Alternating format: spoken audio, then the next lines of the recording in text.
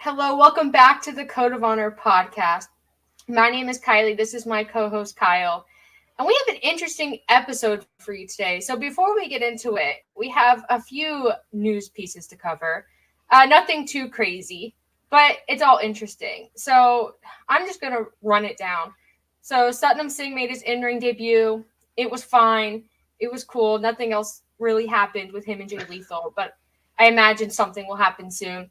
Kyle had some excitement over some AEW Elevation announcements. So if you want to get into that. Oh yeah, absolutely. I will say briefly about Sutton Singh's debut that it was fine. It was there. You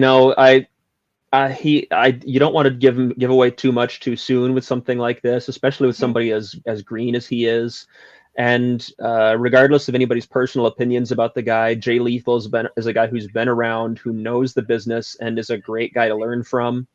So and pairing him with Sanjay Dutt as well is going to be tremendous for how well Satnam Singh can learn that side of the business. So the pairing's good. Lethal can do most of the heavy lifting. We'll see what happens when he finally gets into some deep water, I guess. Shifting to Dark Elevation this week. I haven't seen anything announced for Dark, but I haven't paid super close attention. We got some announcements of some talent that will be appearing this week on Dark Elevation. Three of them did not have any prior Ring of Honor experience. Warhorse and Dan the Dad, two favorites of the independent scene, will be making a tag team appearance against 2.0. They're still going by 2.0, aren't they? Despite the name change, I think they're still 2.0. I think so. I haven't heard that they aren't, so. Fair enough. That'll be a lot of fun. The Dan the Dad character I think is a blast, speaking as a nearly 40-year-old suburban dad myself. I see entirely too much of me in that character. And Warhorse, of course, is amazing. If you go back to the original Ring of Honor and the Ring Crew Express and Dunn and Marcos, that whole 80s glam rock vibe that they pulled off, I think there can definitely be a home for that kind of a niche act, and Warhorse can bring it in the ring too. So I think that's a great move there. The real excitement though came in the women's division, where we announced that Heidi Howitzer will be appearing in a match against Ruby Soho one-on-one. Heidi Howitzer has been a hot name on the North American independents. They've been doing great work there. Somebody that I'm super excited to see get a bigger platform, and somebody that I think would instantly be a major shakeup to a fledgling ROH women's division. I could absolutely see Heidi Howitzer coming into that division and just wrecking shop, and could be a lot of fun. Could add a really interesting dynamic. But speaking of coming into the ROH women's division and wrecking shop, let's talk about Max the Impaler. I'm really excited about it. Yeah. Oh, go ahead. Oh, I was just going to say, there's something about them that reminds me of old Ring of Honor, like that sort of the way they wrestle and sort of approach their matches. Really reminds me of Ring of Honor. And I'm not saying I know whether or not Max the Impaler is going to Ring of Honor, but I do think that it's really interesting to see AEW bringing in people like that. These not just like indie darlings, but these unique characters and these unique perspectives on wrestling. And I hope that we see these people in Ring of Honor moving forward. Absolutely. And Max was such a great talent and such a great departure from everybody else that was working in the ROH women's division before they went on hiatus. Mm-hmm. They're incredibly talented. Their look is so unique. Their presentation, their moveset, the way they handle themselves in the ring. And oh my goodness, I am very excited about that possibility. Could you imagine Max in there against Mercedes Martinez? So good. And just the strikes and the violence and the And as our producer James put on the bottom of the screen there a little bit ago, they're 4-1 in their ROH career. They were not particularly overexposed before the hiatus, but it was kind of a occasional act you'd see.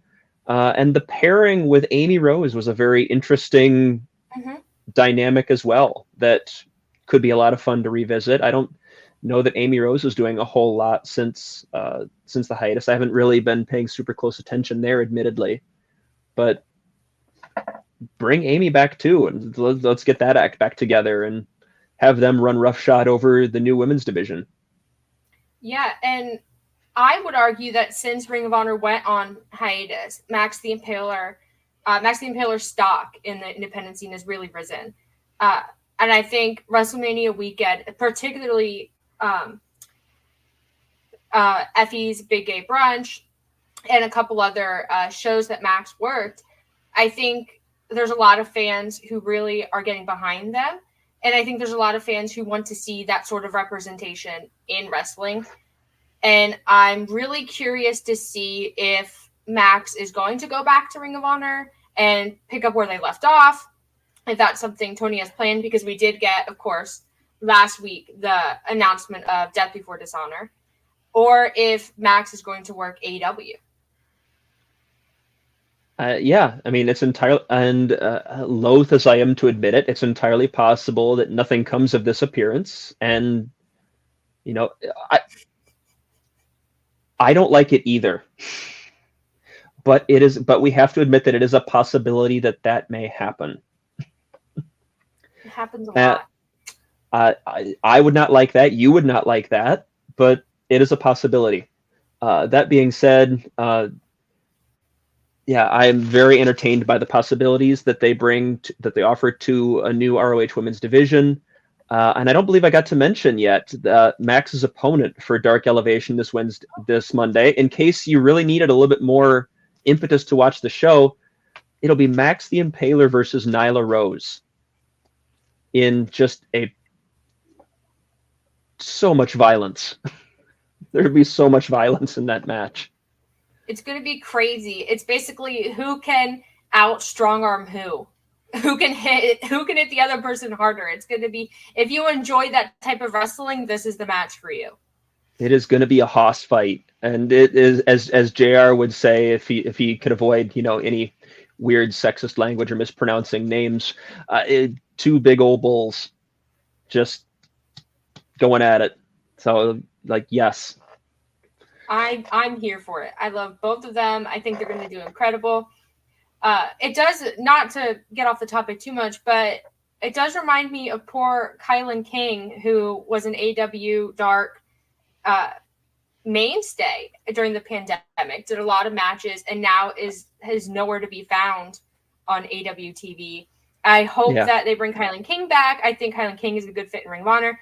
Kylan did an interview, I believe it was with Fightful, but if I'm wrong, someone can correct me, and talked about it and said that she thinks she's still on good terms with AW, but it's just sometimes these things don't always work out. So I hope that Dark feeds into Ring of Honor the same way it does into Dynamite and Rampage. Oh, absolutely. Absolutely. And Kylan King is just such a great name to pull out here. And she unfortunately stands as an example of a situation where it didn't quite work out, and a lot of people wanted to see more of her, and it didn't quite happen. I know that a couple of episodes ago, when we did our draft, Kylan King was on somebody's roster, and I do not remember which one she wound up on, but I know somebody drafted her, and all of us were very jealous at the one who did.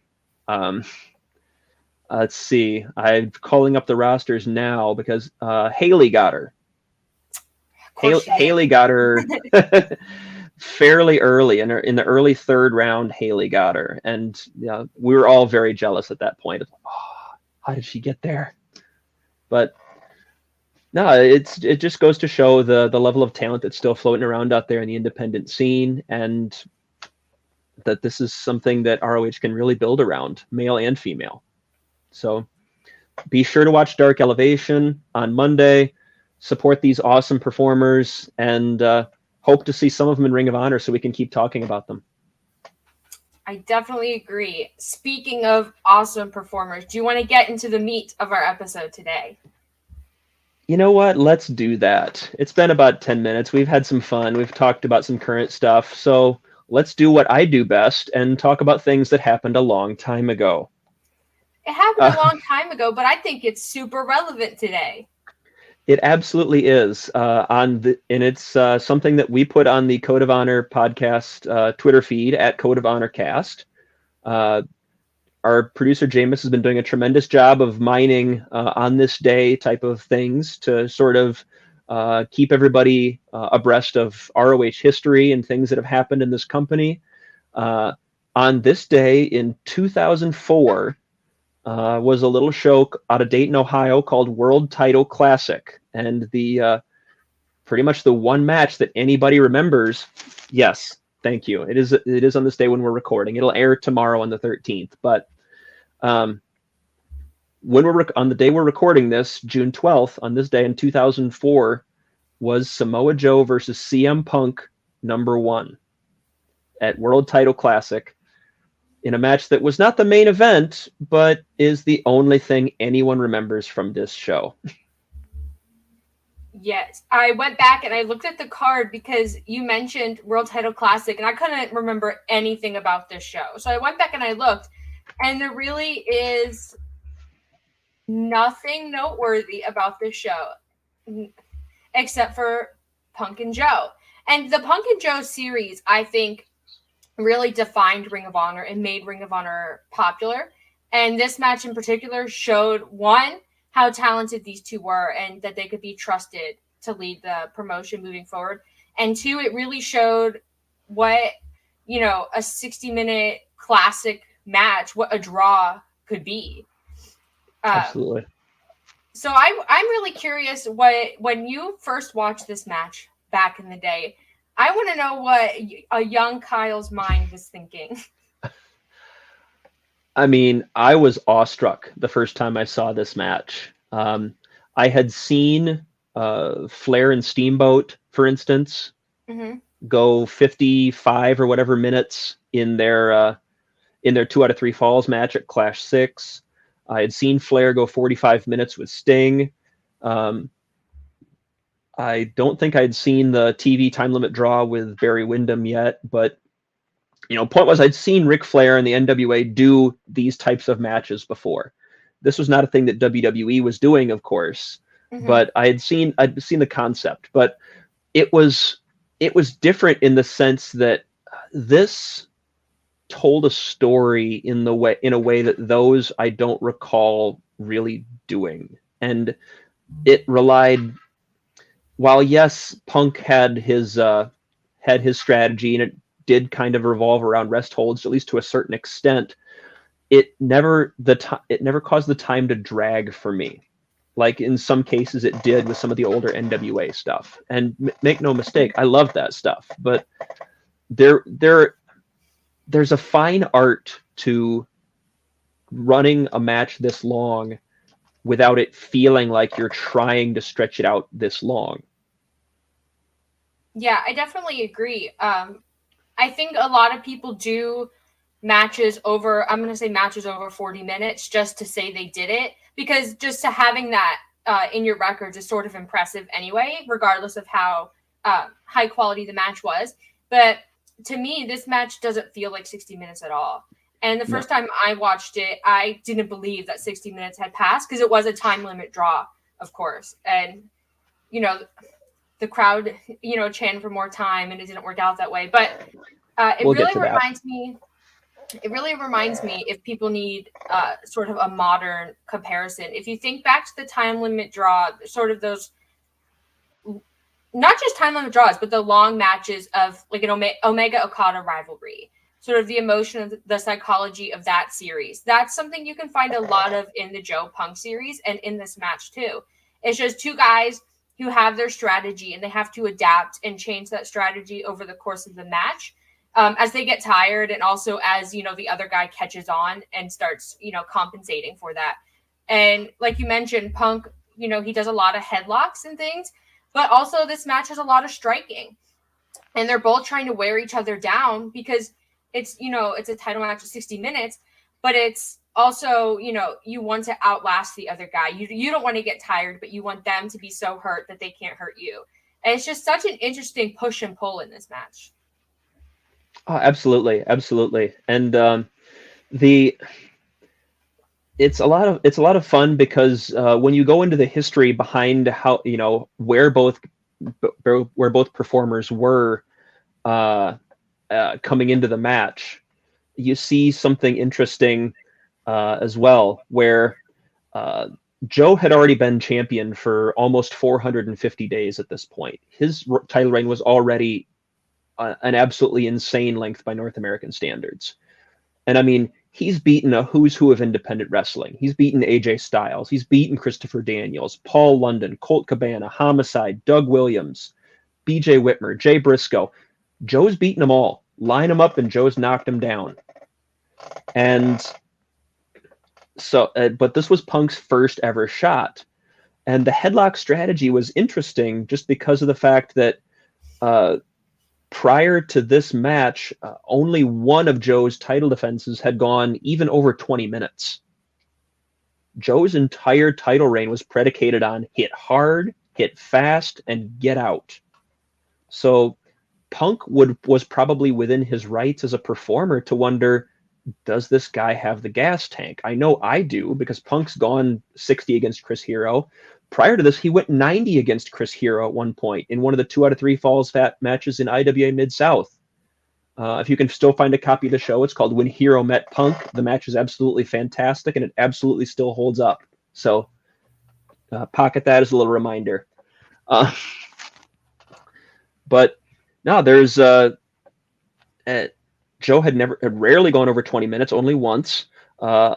Most were even under the 15-minute mark. Like, Joe didn't have the tank to do this. So Punk was I'm going to stretch him out.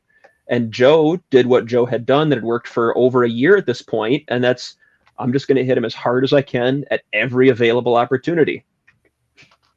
Yeah, and I went back and I watched this match just to make sure I remembered it correctly, because it was a long time ago. And that's something commentary even talked about. That Punk, 20 minutes, that's normally when, he's closing shop and he's ready to go. He's ready for the match to end. He's ready to go home.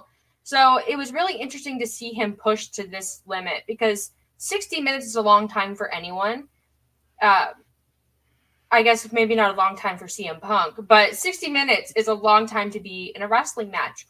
And some of the things they do in this match are just crazy. Like the amount of cardio conditioning and the amount of strength required, and also just the intelligence to carry a story for 60 minutes, to me. Absolutely agree. And no, it was commentary did a great job of putting that over, but Punk's strategy was generally good, and it's a reason why if you go into more of the trilogy, you see that it's something that he went back to at Joe versus Punk 2 in the rematch, and that he went back to briefly in the third match at All-Star Extravaganza 2 as well, because it was there. But Punk's biggest mistake in this match was that he kept trying to rope-a-dope Joe and trying to convince him and trying to goad him into punching himself out, which, as most observers will tell you, it's not a bad strategy, but you're the one getting punched. Yeah. And Joe can hit very, very hard. And eventually you hit a point late in the match where Punk is struggling to keep his arms up. He's struggling to block those blows, and he's just absorbing Joe's wrath full force. And it made opportunities later in the match when he might have been able to get a couple of big moves in. Well, now you can't capitalize because you've emptied the tank, getting the daylights beaten out of you by the champion. Yeah, and I think that really plays into the finish of the match. But going back to Joe, he did some vicious-looking suplexes and throws and body slams and all sorts of things in this match. And it's really you wouldn't expect someone like CM Punk, who at this time I would say that he was a lot smaller than he is now. Not that he was skinny or out of shape, but he was a lot smaller. And Joe was big, and he was especially big for being as athletic as he was. And the fact that CM Punk, he lasted, but Joe's working on his legs, and he's really making it difficult for Punk to do his what was his finisher called? The Pepsi Plunge. The Pepsi Plunge, yeah. And he's making it difficult for Punk to do his strikes and sort of all these things that Punk has won with. And I think towards the end of the match, especially when we're at maybe the 40-minute, 50-minute mark, I think Punk starts to realize this. And like you said, he really let Joe, beat him up. And it did work. It was a sound strategy, but you gotta mitigate that with something else, and he didn't. Yeah, and that's just it. And Punk's big problem with the headlock strategy was always that you're not going to win with the headlock. No matter how well it's applied, no matter how long you hold it, you're not going to win with it. But the problem was that Punk underestimated Joe's tank, and every time he got away from the headlock for too long, Joe came roaring back and turned the tide on him. You didn't have anything else to supplement that. And eventually it worked, and Punk was able to put Joe down in the second half of the match with some strikes that he would have laughed off early. So in that sense, it worked. Yeah. But without something else to really go back there, Punk can't leave the headlock long enough to do anything about it. Yeah, we saw sort of elements of this realization later on in the trilogy, which I think is what makes this trilogy so important, is it's not necessarily 3 distinct matches. It's like a series. And that's what makes a really good trilogy, is seeing things carry over. And you really do get to see both Punk and Joe, one, evolve as performers and evolve as rivals over the course of this trilogy. And it's always the second match that gets the most attention from people. I think Dave Meltzer gave it 5 stars, and so now it's hailed as this ultimate Ring of Honor classic. But this first match, without this match, there is no trilogy. And exactly. Sorry, go ahead. No, I was just agreeing with you. Oh, okay. But over the course of this match, Joe was kind of like a sleeping giant. He approached this match thinking that Punk wasn't a competitor for him. The same way he did everybody. It wasn't specifically Punk, but he had this air of confidence about him, almost arrogance. And Punk really came into this match to challenge that. And he wanted to be different from Joe's other opponents, and he wanted to be quicker because he thought maybe Joe's not quick. And he wanted to take all the expectations Joe had for him as a performer and turn them on their head. And I would say that he did. The finish of this match, I don't want to... Well, I guess I'll take the finish from Kyle. But basically, we get to the 55, 56 minute mark, and everyone's getting antsy because the looming 60-minute time limit draw is there, and crowds get nervous. But Punk does hit the Pepsi Plunge, but like Kyle mentioned earlier, Joe's really worn him down at this point, and they're both exhausted. But Punk's also this man is tired. He's gassed, and he does the Pepsi Plunge, but he has a lot of trouble making the cover. His knees are shot also because of Joe's leg work earlier in the match. Once he lands, he can't capitalize. Joe strikes, and sort of just his violence and his ruthlessness had taken out Punk's knees. And poor Punk looked to be a shell of himself. He looked afraid. But the finish of this match is really interesting, and I'm glad, from a booking perspective, I'm glad they did this because it makes the next match seem more logical. But basically, Punk, there's less than a minute left. Punk goes for a DDT, but he doesn't get the 3 count, which I don't know why he expected he would get the 3 count because it's Samoa Joe, but the time limit expires. The crowd's upset because they wanted a winner, regardless of who it was. I mean, I would be upset too. They want a few more minutes, but it's Ring of Honor, and that's not how things work. And then Homicide comes in, and he attacks Joe, and then we don't know who won. We just don't know who the better wrestler is. Exactly. Well, and it's something that you've seen it done in time limit draws a lot, where somebody crawls into a cover after hitting their big move, 1, 2 bell rings for the time limit. The champion is kind of saved by the bell in that sense. We didn't get that here. Punk hits the Pepsi plunge. He can't cover right away. I don't believe he even gets a pinfall attempt off of it, if I remember correctly. No, he just kind of lays there. goes back, gets a DDT, and is still not able to cover. He doesn't even get a pinfall attempt off the DDT, which I don't know if that was a conscious choice based on the Raven feud that Punk had just come off shortly before this match, or if that was just, I'm whatever move I can think of. He's, hard to say, but yeah, the homicide run in really put the kibosh on everything. I do want to talk about one other thing that the homicide run in sort of ruined, and that's in the pre-match festivities, if you will. Les Thatcher came out to present a new Ring of Honor World title belt to Samoa Joe. This was just they were commentary basically said this would replace the old Ring of Honor World title belt. It was, there wasn't really ever a good shot of it on camera, which is an interesting choice. And after the match, as Punk and Joe are both exhausted and the crowd wants 5 more minutes, Homicide hits the ring, as you said, beats down both men, and steals the belt and leaves. Now, what's fun about this, and it's something that we'd love to try to figure out one of these days. Maybe we can ask Carrie about it if we get an opportunity. It was never mentioned again. The belt was never mentioned again. It never appeared again. I don't believe a decent picture of the belt has ever even surfaced. It just vanished. And there's something just fun about that level of unsolved mystery. It's long-term storytelling. You know what? That's exactly the kind of thing Tony Khan would be like, I have an idea. Here's what we're going to do. We're going to get the belt. We're going to pull it from the archives, and we're going to make a story out of it. Hey, maybe next time, maybe when we do Punk versus Joe in Ring of Honor again with the new version, then we'll bring that back again.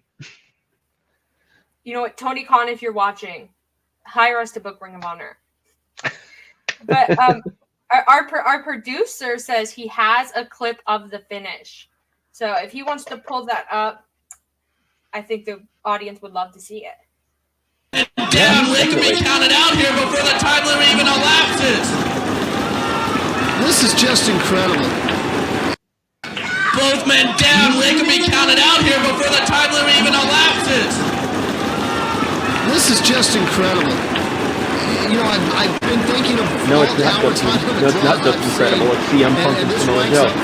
It's not over yet, though, Mark. We still have under a minute to go here, and neither man could get the pin in that time as they are slapping each other. I saw Ricky Steamboat win a match over Ric Flair at 59 minutes. And it could happen right here. We are under a minute, maybe about 30 seconds left as both men are slapping each other. And Punk scores There's the DDT. Very Raven. Does he have the energy to get the pin? Oh, he collapses before he can get the pin. That clock is ticking. This match is almost over. And there it is. Oh, he got a 2 Joe count. saves the title. And then. And that's it. The 60 minutes have expired. Incredible.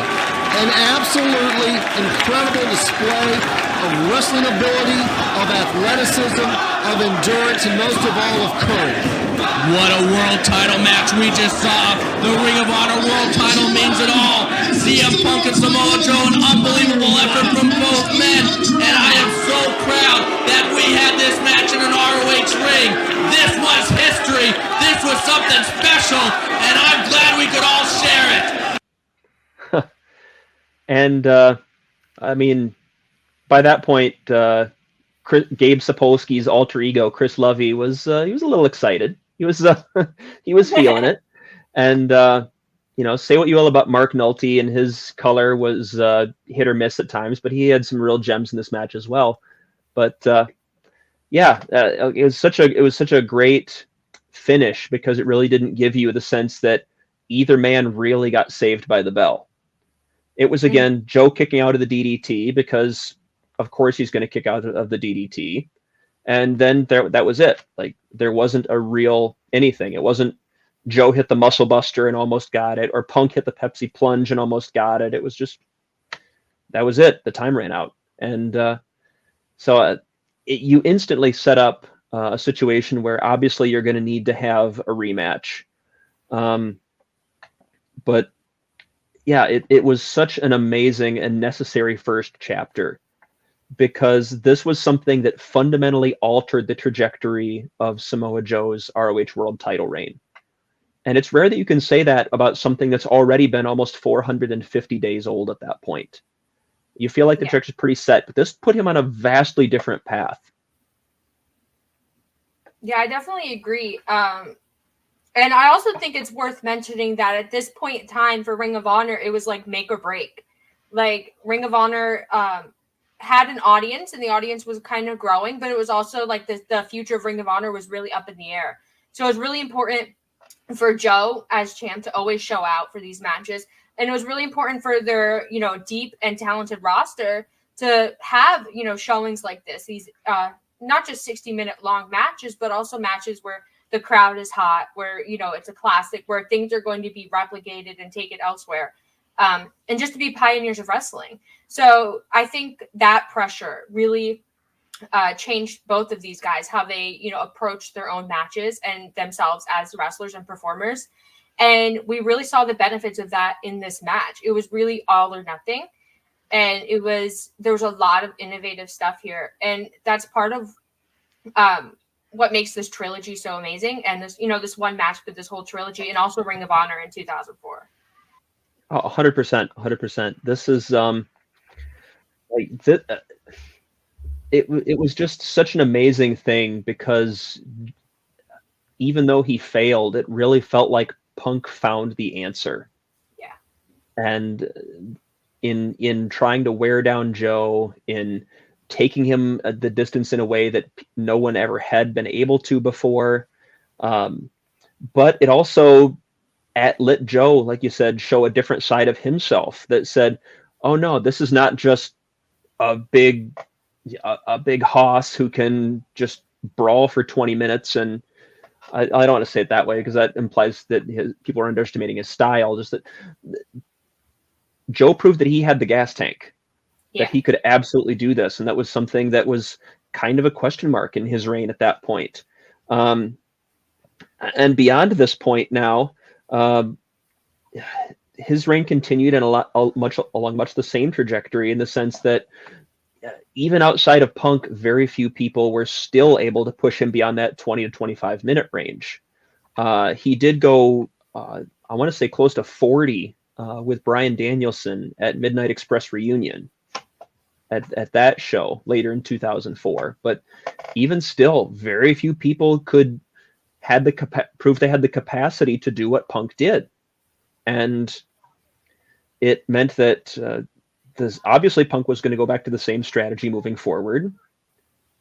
There you go. Like, look at Jameis being Johnny on the spot with the time for it. But yeah, it was about 40 minutes. That Punk and Dragon were the only two guys who could stretch Joe that way. Whether that was just their capacity to absorb his offense, or being smart about trying to, trade holds with him. They were the only ones that could make it go.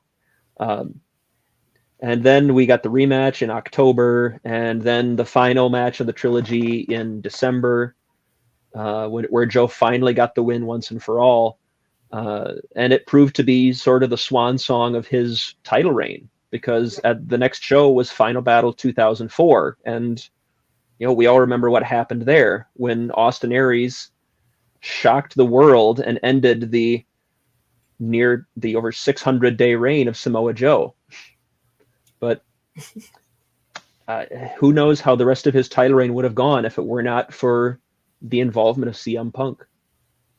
Yeah, I think this match really showed that Punk could challenge Joe, and that Joe could be pushed in this way, that he wasn't this unbeatable giant, or that his reign was going to last forever. I think Punk proved that he could be beaten, and I think you leave this match with the sense that neither one of these men is better than the other.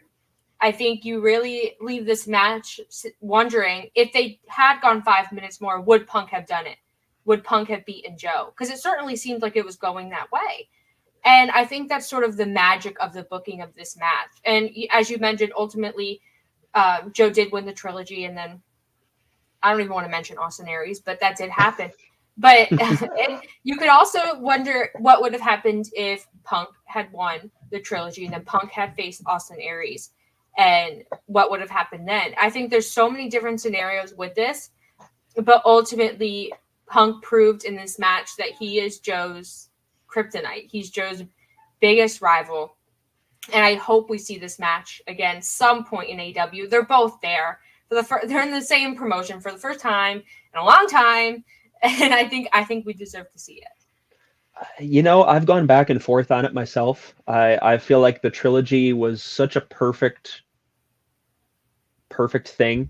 I feel like it is as a complete whole unto itself, that part of me almost wouldn't want to see any more, because I don't know what more you say or do. Yeah. That it was such a perfect story. I mean, I would absolutely trust these two performers and these two men to come up with something, because they're both so good at what they do. But I would absolutely love to see it again. And yeah, I love the way that you put it as Punk being Joe's kryptonite, that even though he didn't win the feud, Punk sort of provided the key in a sense. And I loved what you saw bubbling below the surface of Samoa Joe after Joe versus Punk 2 in Chicago, where they went to another 60-minute draw, and they cut dueling backstage promos on the DVD release, which where Punk basically said, "I know I can beat you, but give me no time limit. I know I can beat you," basically. But the time limit keeps getting in the way. Give me no time limit. I'll figure it out. And Joe basically sounded like he didn't want to give Punk another chance. And for a guy who prided himself on being the fighting champion that Joe did, to me, that promo always told a lot. It was Joe saying, the goal is to beat me, not survive me, and you can't do it. You don't get another shot. Like, since when is Joe even giving the illusion that he's ducking anybody? Yeah, and I think it speaks to CM Punk's rising star power and the credibility he had with the audience, with the Ring of Honor audience. I think at the time, a lot of people really felt like CM Punk was the star of Ring of Honor, and they wanted to see more of Punk and Joe. And, my disagreements with the Austin Aries thing aside, they did get the Summer of Punk, as our producer put up. And I think had this trilogy not happened, I don't think anything that we saw later with CM Punk would have had the same impact that it did. Because I think this is where CM Punk really, made himself look like he's world champion material. Not that he had done anything in the past that would discredit him in that way, but I think this really got people behind him as a performer, and they wanted to see him succeed, because it was so interesting to see someone who is smaller than Joe and arguably doesn't wrestle vastly different from all these other competitors that Joe had, but there's something about him that really challenges Joe, and it's really interesting, the psychology behind this match. Oh, it was great. And another way that it sort of, as I said, changed the trajectory of Joe's title reign was this idea that, again, as I said, Joe had been champion at the first match for almost 450 days, 448 to be specific. And if Joe just went out and dispatched Punk in 20, 25 minutes like he did, there was, at the time, I remember there being sort of a sense of, well, who's left? Yeah. Joe's beaten everyone. And I think you start seeing diminishing returns on his title run from the second he beats Punk, which might, again, plays to a smart booking decision of the next show after he finally puts this guy in his rearview mirror. That's it. That's the end of the title reign. He finally did it, but that's the end. And so that it made for a fun dynamic that way too, of you've now put the hero on a different path now, where he's found somebody that he can't beat, and what does that do to him? And I thought it took Joe to some fun places. It took him to the place where after Joe Punk 2, he basically says, no, I don't want to fight you again. You don't get another shot. And sorry. Okay, he got me with that one. That's good. Where he said you don't get another shot. And then the spot at All-Star Extravaganza 2 in the third match where Joe goes for a scoops and goes for a folding press pin and puts his feet on the ropes. Samoa Joe, the ultimate Ring of Honor guy, resorts to that because he's so desperate to put this guy in his rearview mirror. That whole thing, it took Joe to some very interesting places. And I think if it's not for this match kickstarting all of that, like you said, we don't get to go to some of those interesting places. Yeah, I definitely feel like there was this looming sense of Punk is so focused on, or Joe is so focused on beating Punk that it's almost like he's forgetting about working on himself and improving his abilities as a champion and sort of holding up this belt and his reign as his top priority, because here's Punk, who's like this annoying little gnat who's always there, always, Joe hasn't beaten me. I'm like, all these people Joe's beaten and Joe hasn't beaten me. And he sort of becomes obsessed with protecting himself from CM Punk. And he, in the second match, which we don't have a lot of time to talk about the second match, but you definitely see a lot of that of Joe being sort of disappointed in himself for not beating Punk in 20 minutes or less as he had beaten everyone else. But I feel like there's desperation there and confusion. Like he doesn't understand what's happening. And it's such an interesting thing to see in a champion that they're unsure of themselves for the first time ever. Yeah. And I love that dynamic of the second match being in Chicago and Joe always being such an overwhelming favorite to the ROH crowd. And he got a decent amount of cheers in Chicago, but not overwhelmingly so. But Punk was the overwhelming favorite in Chicago. And I think you saw Joe struggle to deal with that a little bit. Yeah. And that's so much fun and something that they didn't get to play with very often in Ring of Honor because Joe was such an overwhelming favorite of the people.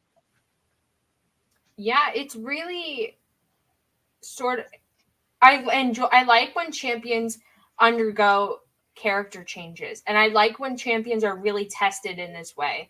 And as much as I did enjoy up until this point, I really did enjoy Joe's just reign of terror of just beating all these guys.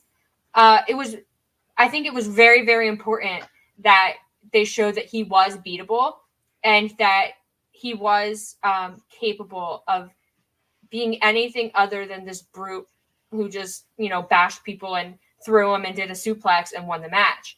And I think Punk was the perfect opponent for that, given Punk's abilities, one on the mic, in the ring, and his relationship that Punk had with the crowd. I think there was no one who could have done this with Joe besides Punk. Absolutely agree. Bryan Danielson was close in terms of ability, but he just didn't have the connection that Punk had. And I say that as an enormous Danielson fan, but it's a different animal, 100%. This match is available, as I've said, on the Ring of Honor YouTube channel. By all means, go and check it out. Please do. It will be amazing if you haven't seen it before.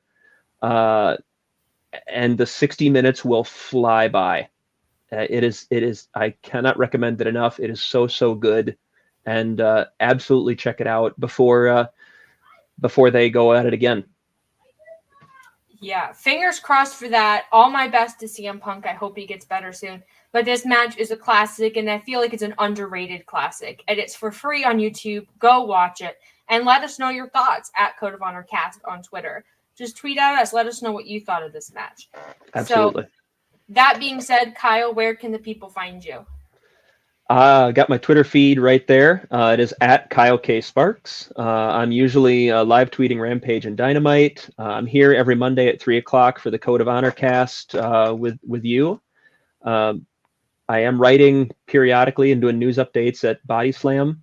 I just wrote something up on Juice Robinson being stripped of the IWGP US title, so I would get Jameis off my back for, maybe not writing enough there. So that's about it, honestly. Anything that I am talking about or writing about will be promoted on my page, and we'll do it there. I've got a pinned post on the top of this page, of the top of my Twitter page, that also has a bunch of my features for Wrestle In. One of which is writing about the Punk Joe trilogy, so absolutely go check that out. And follow at Code of Honor Cast so you can hear what's coming up on the show. Yep. You can follow me on Twitter at Fuller_Kiley. I post everything I'm doing there. I also live tweet some stuff. I'm pretty picky about it, but if you want to hear my thoughts on wrestling, at Fuller_Kiley. You can also see me here every Monday at 3 for the Code of Honor Cast. You can also see me on Fightful Overbooked every Sunday at 5. We're debuting a new show called Tag Talk. It's all about tag team wrestling. We have some big plans for this show. We're going to be doing match reviews, news, interviews, all the things, everything tag team wrestling on a platform it deserves. So go check that out. What else? Oh, follow bodyslam.net on all the socials, Twitter, YouTube, Facebook, TikTok. If it's a website, we're on it probably. Bodyslam.net. There's a lot of awesome content creators there. You can also buy Body Slam merchandise at PWTs. Support us and all the awesome people at Body Slam. And I think that's everything. Yeah. I will say that I'll put another plug for your co-host on Tag Team, the wonderful Haley, who, if you were watching our ROH Women's Division draft a few weeks ago, Haley was on there with us. So if you appreciated her contributions there, you're also going to love her and Kylie's thoughts on the state of tag team wrestling. So I'll be watching. Definitely you check it out as well. And bringing endorsement from Kyle, the wrestling historian. But yeah, anything we're doing, we'll see you on Twitter. Follow at Code of Honor Cast. Let us know your thoughts on Joe and Punk, this whole trilogy. I'm really curious to hear what you guys have to say. We'll see you next week.